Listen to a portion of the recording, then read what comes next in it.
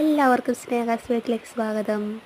ഇതുണ്ടല്ലോ നമുക്ക് പെട്ടെന്ന് നമുക്കൊരു തോരൻ വെച്ചാലോ. നമുക്ക് നല്ല നല്ല നാടൻ ചേമ്പന്താൾ തോരൻ വെക്കാം. അതിന് വേണ്ടി ചേമ്പന്താളും തണ്ടും എടുത്തിട്ടുണ്ട് കേട്ടോ. നന്നായിട്ട് കഴുകി വൃത്തിയാക്കണം. കാരണം മഴയൊക്കെ പെയ്യുന്നതുകൊണ്ട് നല്ല ചെളി പിടിക്കാൻ സാധ്യതയുണ്ട്. അതുകൊണ്ട് നന്നായിട്ട് കഴുകി എടുക്കണം കേട്ടോ. പിന്നെ ചേമ്പന്തണ്ടും നന്നായിട്ട് അതിൻ്റെ തോലൊക്കെ കളഞ്ഞെടുക്കണം. കാരണം ചിലപ്പോൾ അത് ഭയങ്കര ബുദ്ധിമുട്ടായിരിക്കും ചില സമയത്തൊക്കെ കഴിക്കുമ്പോൾ. ഇതാ മമ്മി എല്ലാം കളഞ്ഞ് കഴുകി എടുത്തിട്ട് നന്നായിട്ട് ചെറുതായിട്ട് അരിഞ്ഞ് തുടങ്ങിയിട്ടുണ്ട് കേട്ടോ. ഒരു ഓൾമോസ്റ്റ് മമ്മി ചേമ്പന്തണ്ട് മുഴുവൻ അരിഞ്ഞ് കഴിഞ്ഞ് കേട്ടോ.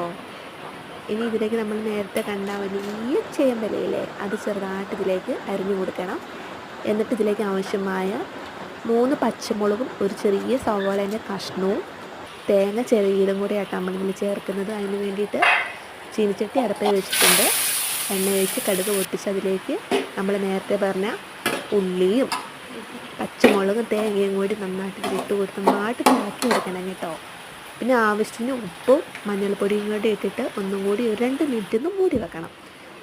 എന്നിട്ട് എടുത്തിട്ട് ഒന്ന് നന്നായിട്ട് ഇളക്കി കൊടുക്കണം കേട്ടോ. കാരണം നമ്മൾ വെള്ളം ഒഴിക്കുന്നില്ല, കാരണം ഇതിൽ നന്നായിട്ട് വെള്ളം ഇറങ്ങും. അതുകൊണ്ട് ഇടയ്ക്കിടയ്ക്ക് ഒന്ന് നമ്മളിങ്ങനെ ഇളക്കിയിടണം.